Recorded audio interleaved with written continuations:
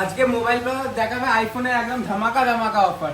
দেখো কি চাই, 14 প্রো ম্যাক্স আছে, 11 প্রো ম্যাক্স আছে, 14, 12। আরে যেটা চাইবে সেটাই দেবে, যেটা চাইবো সেটাই দেবে। আরে আরে আরে আরে আরে একেবারে কিন্তু মিল্ক কোয়ালিটি, তাই তো? একেবারে নতুন, একেবারে দেখো পুরো চমকাচ্ছে। দেখুন আচ্ছা এটা কত দিনের পুরনো দাদা? এই তো মনে হচ্ছে মানে খুব বেশি দিনের পুরনো না। ওই এক বছর 1 থেকে 2 মাস।